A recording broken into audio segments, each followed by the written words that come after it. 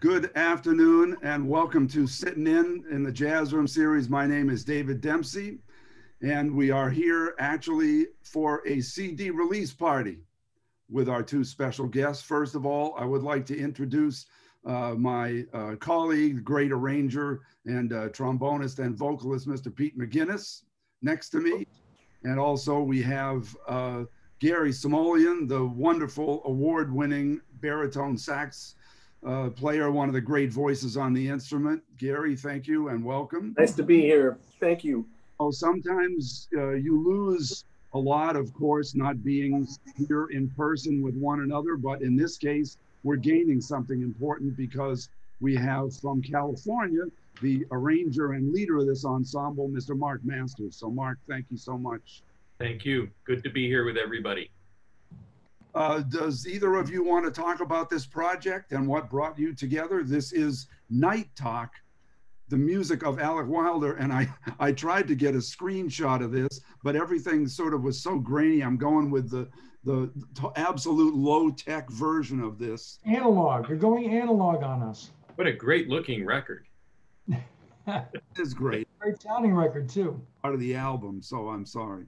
Mark, why don't you start, because it's this was kind of your baby, and you know, it was kind of your idea to start with. So, well, you know, Gary and I have been musical friends here and friends for 20 plus years, and we're frequently trying to figure out what's going to be next, what would be a good project to do, and so this couple 2.5, 3 years ago, I said, I've got the next record, the music of Alec Wilder. And Gary said, I'm in. And it's like Sammy Kahn used to say when people would ask him, what comes first, the lyric or the music? And he would say the phone call. Sammy Kahn. So Mark, why Alec Wilder? Right. Well, I think he's an undervalued composer, and he's unique in that he worked and created music in so many different areas: American popular song, chamber music, larger classical forms. Just a fascinating musician, and you know, so many of his songs are not traditional song forms. You know, they don't all fall into the 32 bar AABA or 16 and 16 form, which that's nice too. And then harmonically, they're great. And that's, you know, I started talking to Gary about this, and then I mentioned it to our mutual friend, Gary Foster, who I see on a regular basis out here in Southern California. And we were having refreshments out on the patio of his house, and when I mentioned it, he went inside and he brought the 2 or 3 volumes of TRO published songbooks, one of which I had and the other 2 he loaned me. And that's how it all started. And then, you know, when Gary and I do these things, we each choose about 15 songs on our own, and invariably about half of the songs we've each chosen are on the other person's list. Because, you know, Gary has a sense of what a tune would be that I'd like to write on, and then I have a sense of what Gary would like to play on. Mm-hmm. And there you go. Yeah, we've been working together for such a long time that, you know, I give Mark carte blanche to write what he wants. I give him no instructions at all. So basically we just decide on the tunes, and he runs with it, and invariably comes with something that's just you know, beautifully orchestrated and a really nice framework for the way I play. He knows how I play, my sound, my conception, tunes I like, the kinds of harmonic, you know, approaches that I have. And so I basically don't tell Mark much of anything. I just kind of say, well, here are the 10 tunes, and, you know, just write. And it's always just beautiful. I mean, we did a record of Frankie Lane tunes. It's been the same idea behind, you know, all of the records that we've done together, and which basically, you know, Mark is He knows exactly what to write and the kind of phrasing and the spacing. And so there's a sense of trust that we both have that's implicit in how I play and how he writes. And, you know, it's not necessary. He doesn't need a lot of verbal or musical direction from me at all. In fact, I prefer it to just let him, you know, take the music and just kind of write whatever he wants. And that's always been that's always been our working relationship. And so far it's working really great for me. And you know what I'd like to ask you, talking about you became familiar with Mark's writing style. Can you talk a little bit about the history when you first either met, because I know you're a trumpet player, Mark, too. Well, let's not get carried away here. Okay. Anyway, right. Quasi. So my instrument is the paper and the eraser and the pencil. So, but go ahead. Well, I'm going to toss the ball back to Mark because his memory is probably better than mine around this. When was the first time we actually met? Well, I had heard Gary's album on Crisscross with strings that Belden wrote for Gary, and it's a great record, and it's still, you know, I have a stack of records that are indispensable. Those are, you know, at different times I will go to those, and that's certainly in there. And I got a phone number from somebody for Gary and called him, and I said, you know, we do a series out at the Claremont colleges in Southern California, and I said I'd love to have you come out and we'll play the music from the strings record, and that's how we met. Huh, interesting. But at that point, you already been recording and writing, and you had a bunch of records out by that point already. Yeah. Well, yeah. Yeah, I had 2 records out. I had one called Priestess with Billy Harper and Jimmy Nepper from 1990. Time flies, 30 years ago. And then out of the Priestess experience, Jimmy said to me in so many words that, you know, he liked what I did. He said, I'm going to send you a package of lead sheets of his own songs. And, you know, Jimmy Nepper was one of the great original voices in the music. Sure was. Yeah. And a wonderful composer in that tradition of, you know, the beboppers, of, you know, writing a tune on somebody else's standard set of chord changes. So all of the tunes were great.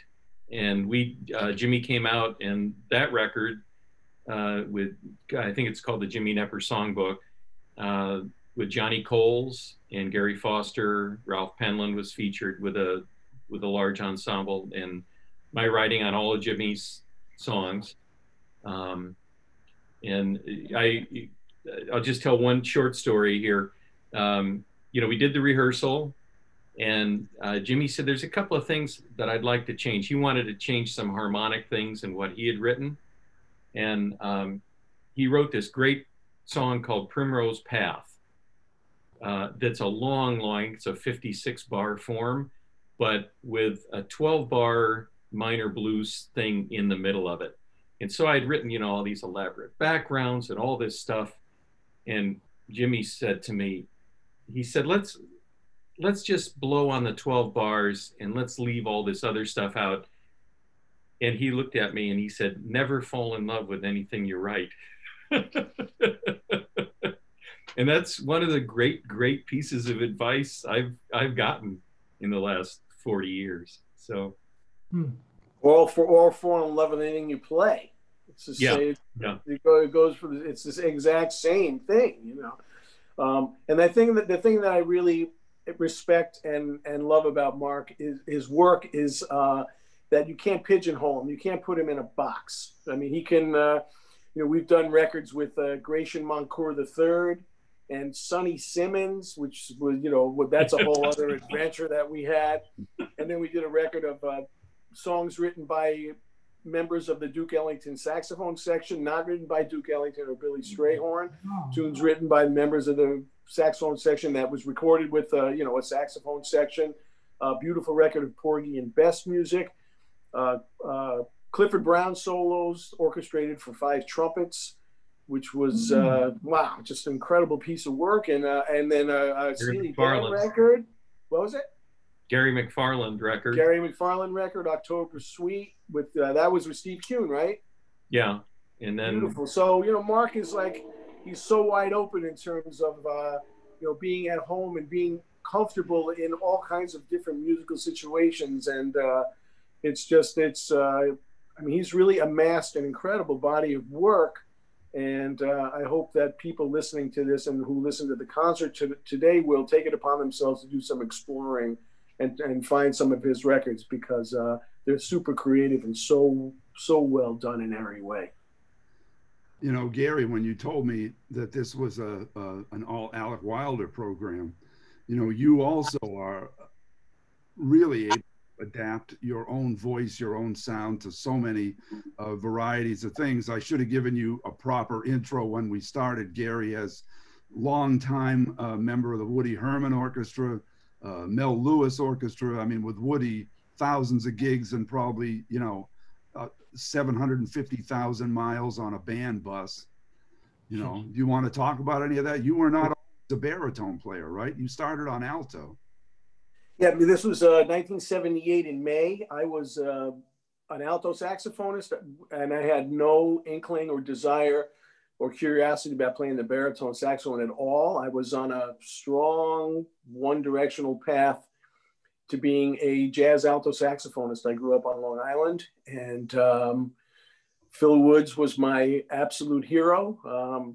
In fact, so much so that I wore a leather hat like him. I had a leather strap like him. I held the saxophone like him. I had the mouthpiece tilted like him. I was really a Phil Woods direction. That's a direction I was going in. And so it was May of 1978. I was in my senior year of college and almost graduated. I had 4 credits to graduate, and it was May. And so my good buddy Glenn Drews, I grew up on Long Island and grew up with a lot of great musicians, and Glenn Drews, the great trumpet player, had been asked to join Woody Herman's band months before that. And so Bruce Johnstone was leaving, and I don't know how it happened, but my name came into the mix to replace Bruce Johnstone, which was really a little bit surprising because I never played the baritone in my life. And so the phone rang, and it was Woody Herman's band asking if I wanted to come join the band. And at the time I was thinking, well, this is really kind of interesting because I didn't own a baritone. I didn't own a mouthpiece. I didn't even own a baritone. But at that point they were touring 50 weeks a year. And I figured, well, this is going to be an opportunity that's probably not going to present itself again if I don't do it. So I agreed. I said, yeah, this sounds great, because I wanted to play. And it was at that point, and still in the late 70s, there were bands on the road, Maynard, Buddy Rich. There were a lot of big bands still touring. And that was kind of the maybe second to last generation before it would kind of come to an end when those leaders all passed. So I kind of jumped at the opportunity. So I had 2 weeks to try and get a baritone and a mouthpiece and some reeds. So I did. I got a Yamaha student model baritone, a stock mouthpiece, a couple of boxes of reeds, and I took the train up to Bridgeport, Connecticut with my suitcase and met the band in Bridgeport, Connecticut on May 25th, 1978. And I had 2 weeks I had to learn the baritone part to Four Brothers and Early Autumn, because those were the first 2 tunes every set that Woody played. And the saxophone section went out front from memory and had to play those 2 tunes. So I had to not only try and figure out, some aspect of the baritone in 2 weeks, and I had to memorize those parts. But I could do it. And so I got up to the gig and took my baritone out of the case, and I sat down in the chair, and I look over to my right and I say, hi, my name is Gary Smulyan. And the saxophone player next to me turns around and says, I'm Joe Lovano. So that was kind of my introduction to the band. So I was a little nervous, actually a lot nervous, because I found out later that one of Woody Herman's pet peeves was alto saxophonists who played baritone, which was that fit me to a T. That was me, perfect. But I had some facility. I could play technically, but I had no sound concept of the baritone because I hadn't really listened very much to baritone up until that point. So the first 6 months, I really spent a long time trying to get inside the sound of the instrument, because it was something that I really didn't have a concept of at all. So that was the thing that I didn't have. But Woody saw something there, I guess, that he appreciated, and I wound up staying for 2 years, and that was it. That was the end of my alto saxophone playing. I never played the alto again, and it was due to this opportunity to play with Woody Herman that I became a baritone player. And I mean, who knew that all this crazy stuff would happen in my life as a result of that decision? I mean, that was just really that turned out to be just a shot in the dark, a chance to play. And that was kind of life and career altering for me. No, it's an example of how fate plays a part in things. And, Gary it's not even arguably, Gary is one of the great voices on the instrument in the history of the music. And it's just by chance, right? The phone call. And it was totally by chance. So I try to impart that on my students. It's like, well, if something happens to you, if you get a call or an opportunity outside of your comfort zone, go for it, because you just never know what's going to happen. For me, it was always I always made it a point, if I got a call for something that I wasn't really sure about, I would always say yes, just to see what it was. I mean, there's we musicians, curiosity driven as well. I think that's an important character trait to develop as a musician, is just this implicit sense of, being curious about things and about the world and various kinds of music. So that willingness to kind of jump into the deep end of the pool of something that I didn't expect had a huge ramification on what my life would be.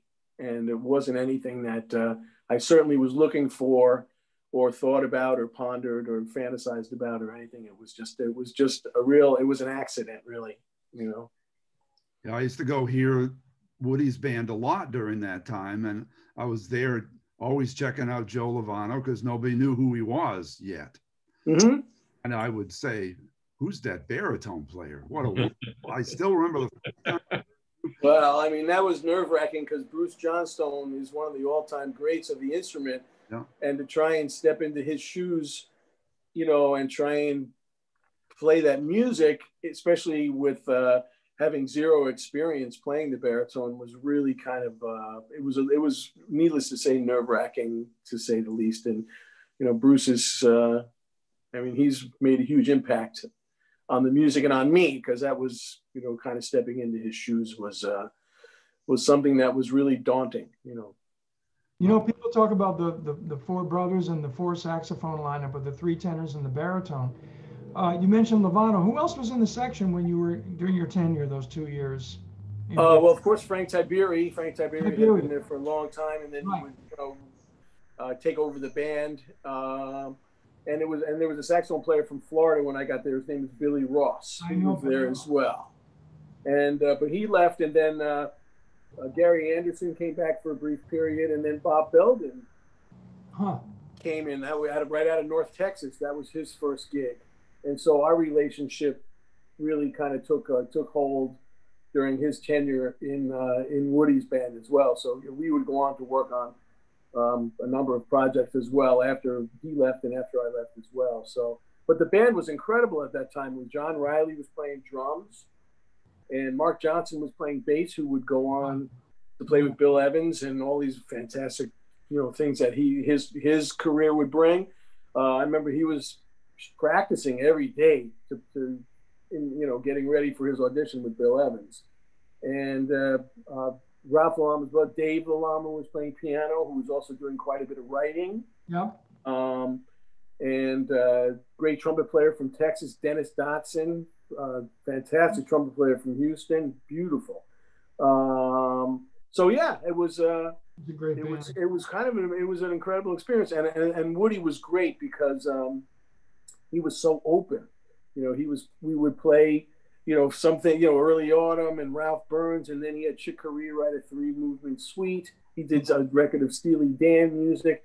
He was another person that was really growing with the times, and he was kind of really familiar with what was happening. And I learned a lot in terms of just what it was like to be a professional musician from him, you know, because we would one night, you know, like one night we'd be playing a concert at Carnegie Hall, and then the next day we'd fly to somewhere in the Midwest and play a 50th wedding anniversary for someone in a VFW hall, and he would bring the same professional attitude to both gigs. He wouldn't treat one gig less than another, you know. So for him, playing at Carnegie Hall was the same as playing a wedding anniversary or playing in a high school gym somewhere.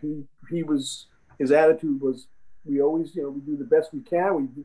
We bring our best to the table no matter what the situation, and that really stuck with me.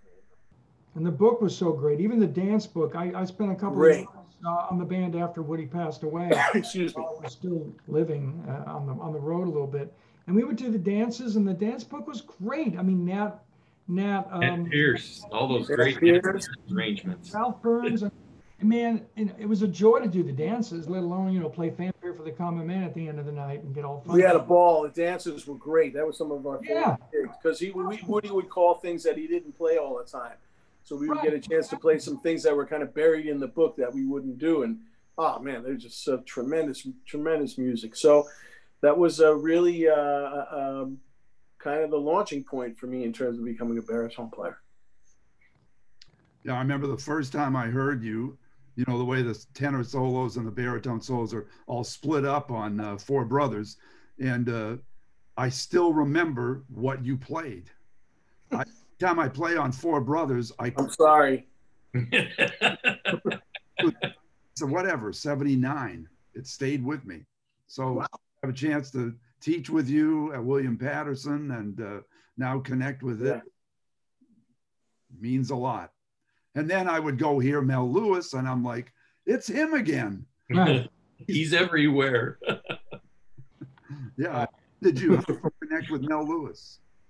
Well, actually, I was still with Woody's band, and we were doing. At that point, it was you know, Thad. This was 1979, and Woody's band and Thad Mel's band. We kind of did a short part of a tour where we both played on the same festival. So we would follow each other around. We would play first, and then you know, Thad Mel's band would play after us.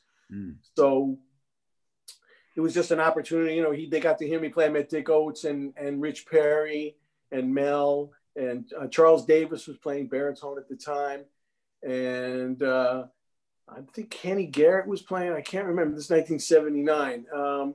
But, you know, it was really through just another situation of being in the right place and the right time, you know, getting to meet Dick and Rich and Mel, and then, and they heard me play. And then, you know, basically it said, when you leave the band and come back to New York, because I was always planning on going back to New York after leaving Woody Herman's band anyway, give us a call and you can start to, you know, we'd like to have you just start to sub.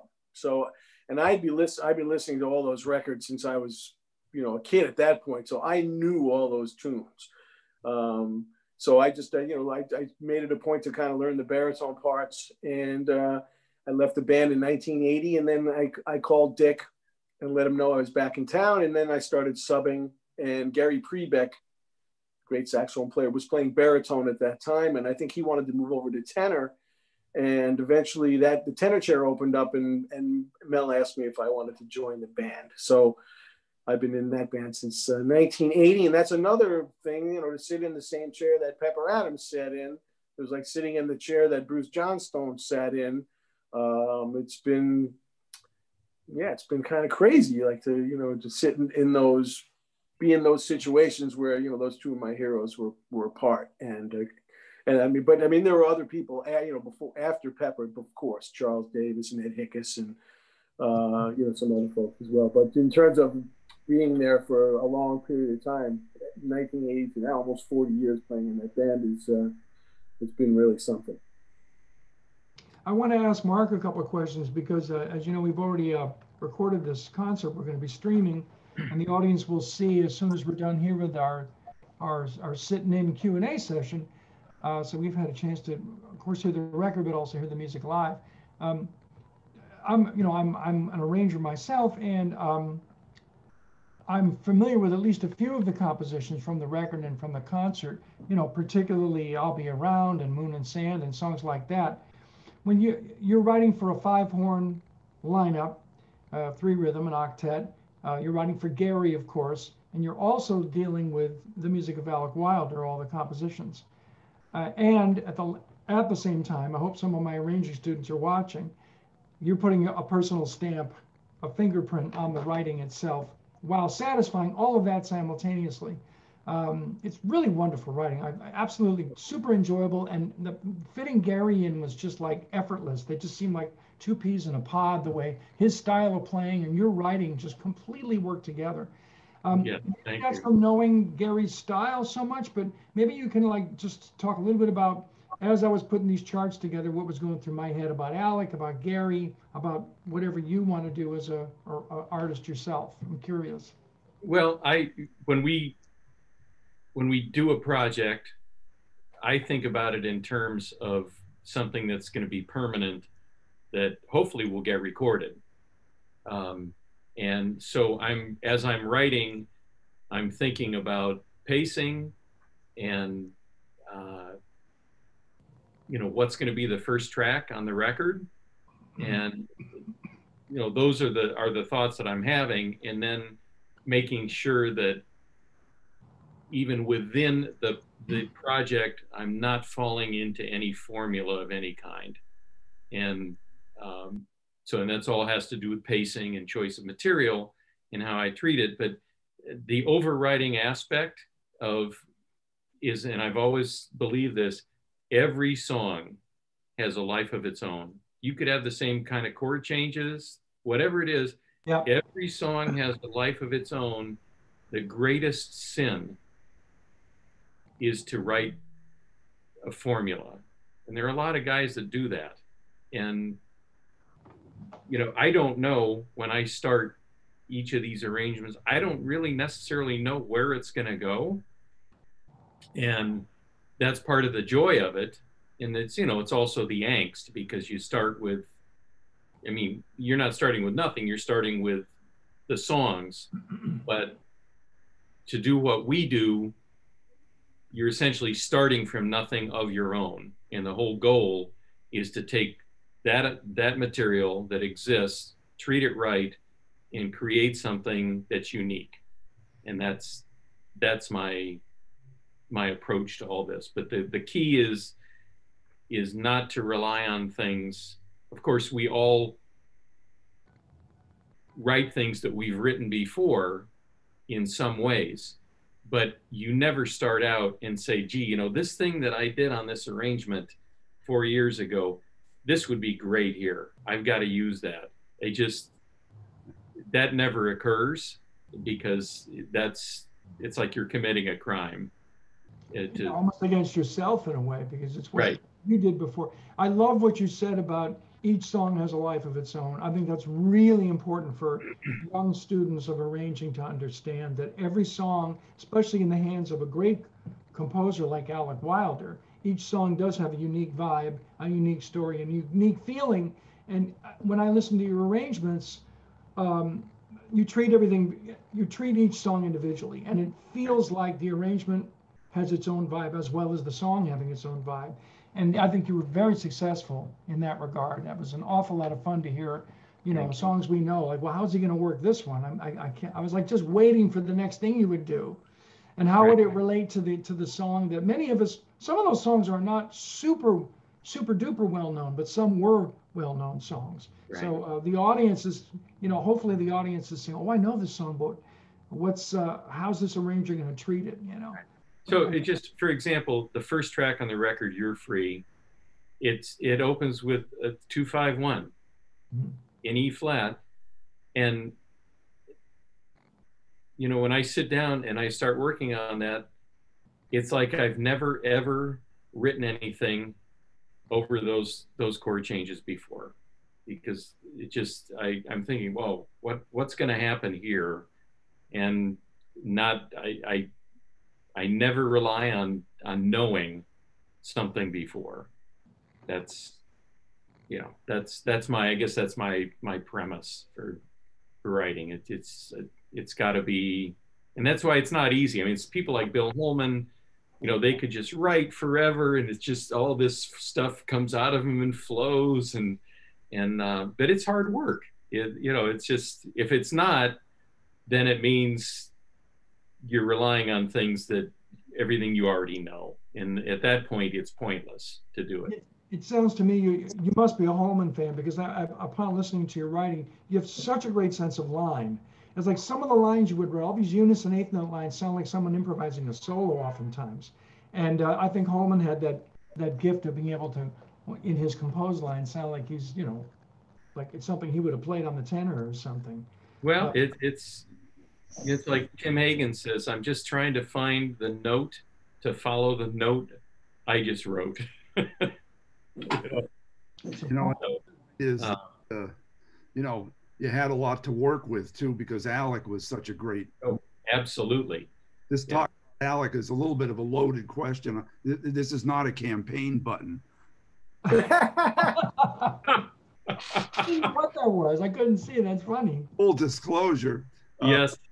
I'm on the board of the Friends of Alec Wilder. I did a whole sort of an album. Mark, you mentioned the dual nature. I did a whole album of his stuff years ago where I did a side one. This is LP time. That's how long ago it was. One side was popular, the songs, I'll Be Around, Moon and Sand. And then you flip it over and it was the sonata for alto saxophone. And he wrote concert pieces for Stan Getz and Woody Herman and Mulligan too.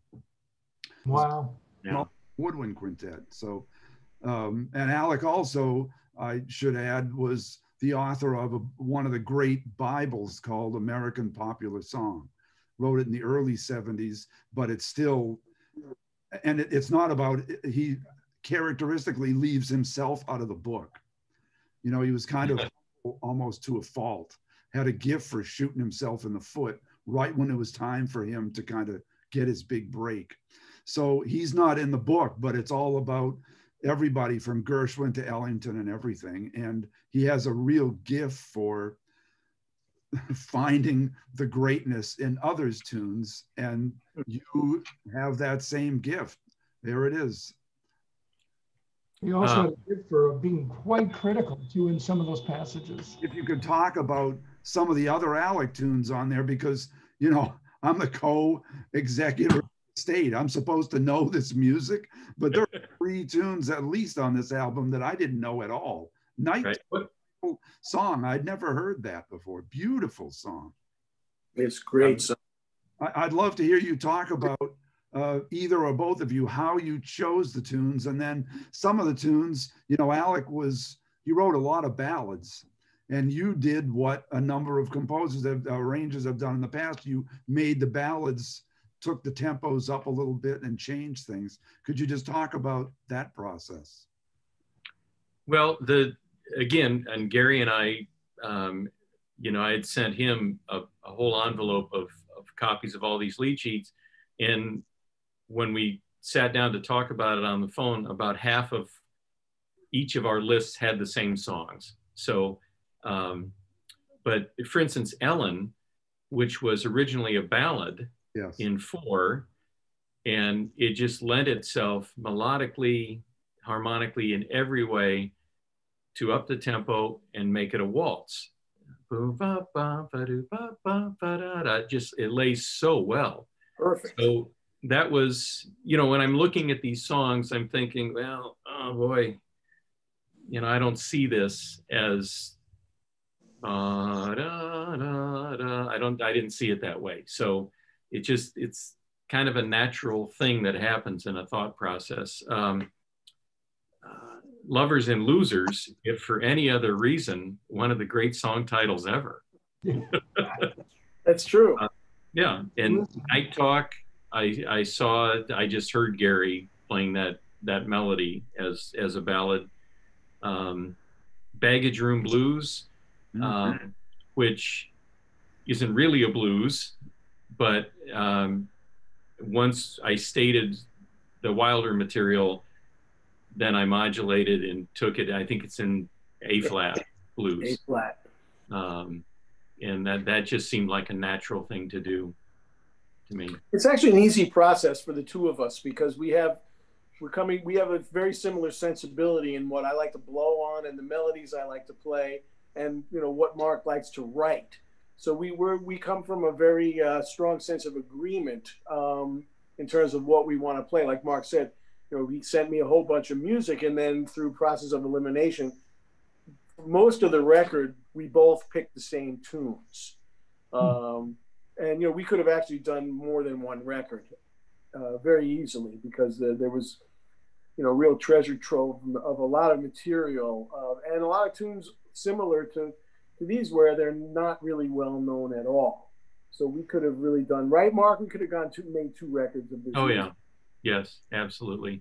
There's just a little Alec Wilder story, Sinatra, and Gary Foster gave me a copy of Desmond Stone's biography of Wilder, and a fascinating guy, and he would write music for people and just give it to them. And so, as David, as you know, at some point when they started publishing these things, they would have to find the music, because it was no copies. It was gone. But going on, Sinatra's last record, which was called "She Shot Me Down" from 1980, has 2 Alec Wilder songs on there, both ballads and lyrics by Lunas. And when I listened to those 2 songs not too long ago, it occurred to me that the lyricist had written Wilder's biography in those 2 songs. Long Night, which is such a beautifully dark song of utter despair. And nobody could sell that theatrically like Sinatra could, even at that late phase of his career. And the other one was South to a Warmer Place. So if you know anything about Alec Wilder, and you hear those songs, that's his biographical material, essentially. Yeah, he ended up in Key West. And one of the beautiful things, Mark, is your ability to weave Alec's melodies in there so beautifully and still make it your own, Yeah, that's huge. He said, I'm always amazed and in awe of jazz musicians, but then he said, dear jazz musicians, stuff well enough to play it, at least have the decency to play the melody once, So you certainly did. You really, there's no doubt about Alec's song, and yet you did such beautiful things with it that nobody else has done. I mean, I know all the Alec Wilder albums, and there's never been one like this, And we've succeeded. The best way. It's so cute and fun to listen to an arranger hide the melody in something that's so, I'm not going to say convoluted, but certainly embellished, and yet you still hear it. That is such, it takes thought, it takes talent, but I think, like David is saying, you're still making sure the melody's in there. You haven't convoluted it to a point where it's you don't. Then what's the point? Then you're just writing a contrafact, and then you're not really dealing with Alec Wilder. So I always had when I heard this recording and the concert, I had a great deal of fun just listening to the games you would play with the melody. It was awfully a lot of fun. As an arranger, that's half the fun I think we have, is we mess with stuff. Yes. I presume Alec really would have enjoyed that aspect of this record, because he was a great purveyor of mystery himself. I mean, Desmond Stone wrote that great biography, but I don't know, Mark or Gary, if you've read a book called Letters I Never Mailed, which was basically Alec's autobiography, but the premise of it is that it's from a group of letters he found in a suitcase that he never sent to anybody. And wow. He sends all the letters either unaddressed in the book or by first name. So it's all this kind of web of who the heck is he talking to? Who is this person? And then 5 letters later, you realize who that person was. So I did actually a new edition of it. There's, I think, 120 people in there, and some of them are way back, family people and everything. And I discovered who I think 112 of them are. So Mark, I'll their copy if you want. Oh, please. Me too. I love a copy of Yes. that.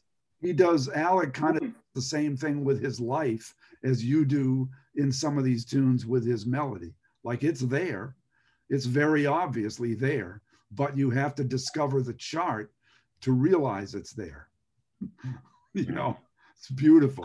Beautiful. Thank you. Fantastic. Are you planning any other projects together? Yeah, we're like 4 records in now, right? We have like 2 or 3 more records already in the kit, like ready to go. Right. Yeah, I've got actually one of them is finished. Parts are copied. Oh my! It's on the floor here in my office. And then Gary and I just talked about one after that. So we're now into 2022 essentially in terms of projects.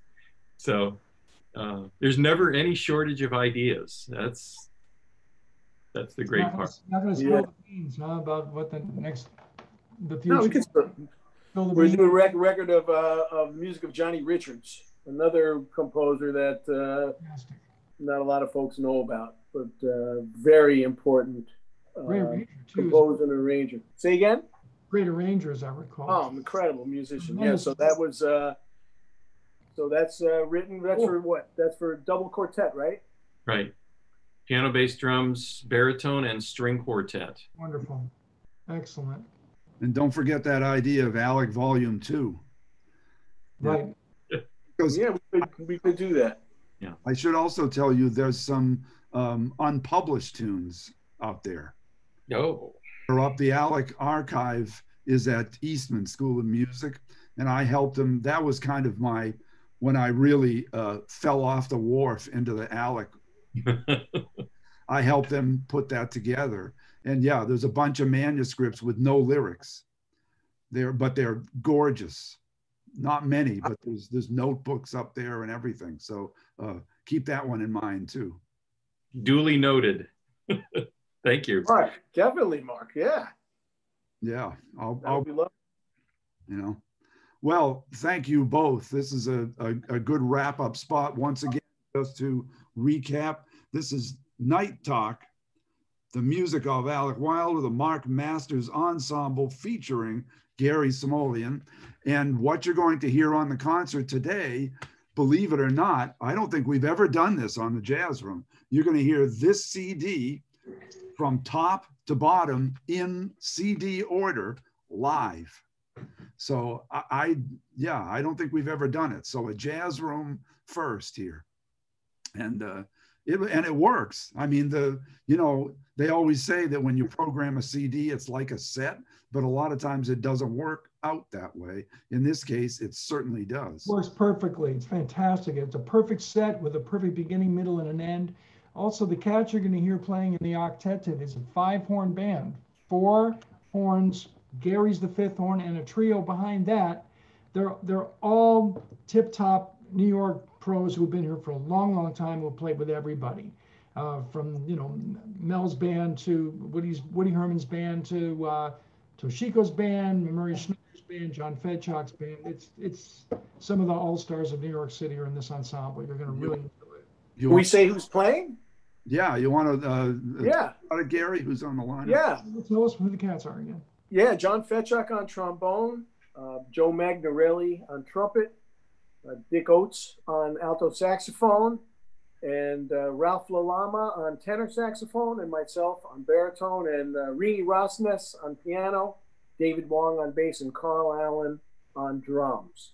All socially distanced and behind glass walls. So we're going to be safe, and we're so thrilled to be able to present a large ensemble in this time of this pandemic, crazy concert producing time. So we can actually have a larger ensemble presenting music in a safe way. And we're really thrilled that we had the opportunity to present this really beautiful music that Mark put together. And so we'd like to thank Dave Demsey and Pete McGuinness and everyone at William Patterson University for inviting us and creating a safe space to do this, because that was really important. And I encourage you all, those who will be tuning in, to check out Mark's other records. He's got quite a huge discography and lots of really beautiful, interesting music. And so definitely check him out, because he's a really important voice on the scene and has got a very unique way of presenting music. So, Mark Masters. Thanks, Mark. Thank you. Thank you. And just to let you know about the format, you know, this is not a concert that was somehow recorded years ago and it's a retread. This was a slightly pre-recorded concert just because of the tech. You know, in order to have everything go perfectly smoothly and run the credits and everything, to do that live, you need guys out in a trailer truck. I mean, that's a big ask, but we do it with our own crew, and thanks to a National Endowment of the Arts CARES grant that funds the videography. But it's better to do it just slightly ahead of time so we can lay everything in and make sure it all works. So, make sure it looks professional too, so, which it does. it was just for the record, it was a concert done in Shea Auditorium just a few days ago with a capacity crowd of 2.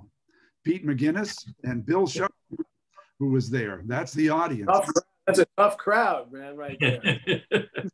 Yeah, it was a capacity crowd of 2. And I know that the larger audience will like it. And it'll also, after today's concert, it's going to be available for 30 days and for as long as these 2 gentlemen want it to be. We'll keep it available so that you can see it. Congratulations. Well, great project. Mark Masters Ensemble, music of Alec Wilder, featuring Gary Smulyan. Thanks so much. This has been a great session. Thank you. Thank you, gentlemen. Thank you. Stay safe.